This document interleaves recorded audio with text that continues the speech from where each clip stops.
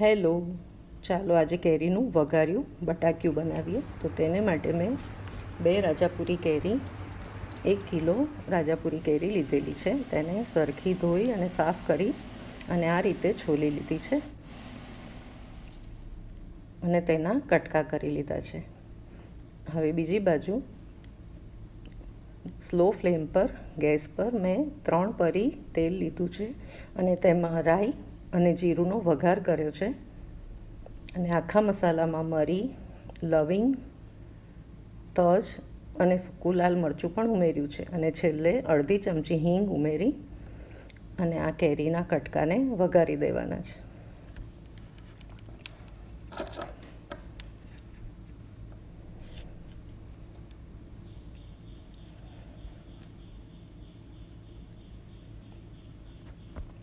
હવે કેરીના કટકાને વઘાર્યા બાદ તેમાં 1 ચમચી હળદર અને 1 ચમચી મીઠું પણ ઉમેરીશું અને તેને સરખું મિક્સ કરી લઈશું અને ઢાંકી અને આ કેરીના કકડા થોડા સોફ્ટ ન થાય ત્યાં સુધી આપણે તેને કૂક થવા દઈશું.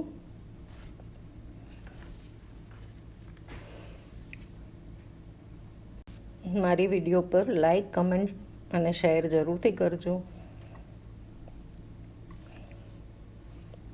અને મારું પેજ ફોલો ન કરતા હોય તો જરૂરથી કરી દેજો. Thank you.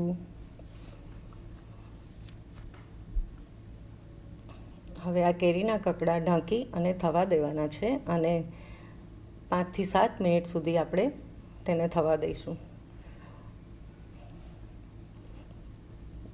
કેરીના કકડા થોડા સોફ્ટ થઈ જાય ત્યારબાદ આપણે તેમાં ગોળ ઉમેરીશું. મેં 2 બાઉલ કેરી લીધી છે, કેરીના કટકા લીધા છે, તો તેટલો જ આપણે ગોળ ઉમેરીશું અને 1/4 કપ ખાંડ પણ ઉમેરી છે.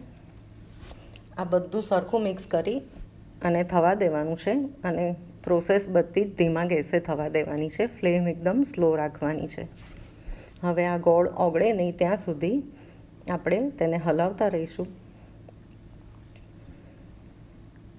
હવે આ ગોળની એક તારની ચાસણી થાય ત્યાં સુધી આપણે કૂક કરી લઈશું અને પછી ગેસને બંધ કરી દેવાનો છે. જુઓ, આ રીતે ચાસણી ચેક કરી લેવાની છે. હવે વઘારિયાને ગેસ પરથી ઉતારી અને ઠંડુ થવા દેવાનું છે. રૂમ ટેમ્પરેચર પર આવે પછી જ બધા મસાલા, બાકીના મસાલા આપણે એડ કરીશું. હવે વઘાર્યું ઠંડુ થઈ ગયું છે તો તેમાં આપણે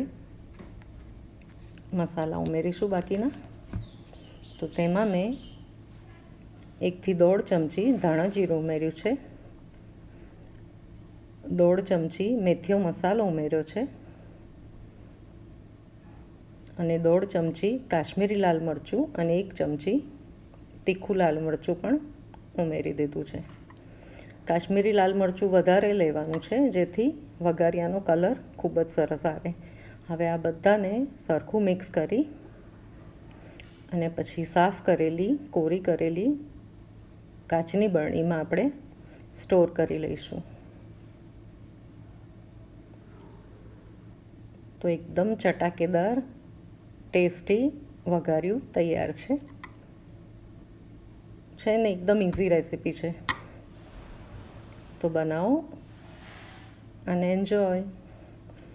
ફરી મળીશું નવી રેસીપી સાથે. ત્યાં સુધી આવજો.